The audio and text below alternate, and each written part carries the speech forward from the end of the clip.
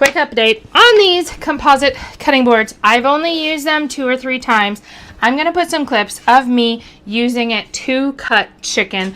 I have not used this one yet, but these are a nice size. It's kind of light. It does have a bit more heft than my plastic ones. I like how it feels in my hand, and it does have a little bit of a rubber here. It is pretty easy to like pick up and lift off of a counter if that's what you needed to do. Cutting, it worked great. It felt really nice.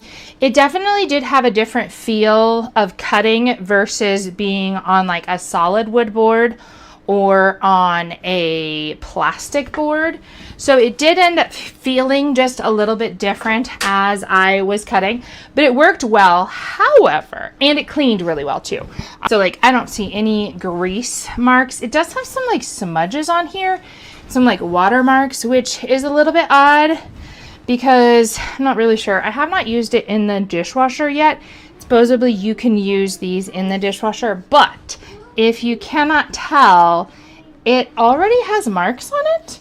And I can kind of feel the grooves, which is a bummer for this board. However, given the fact that apparently it also happens with my plastic ones and you just can't see it, and the particles end up probably in my food, I am way more inclined to start grabbing these over my plastic ones now. Even if they end up being a little bit marked after a little while, I'm not really sure what it is. Like, I can feel it.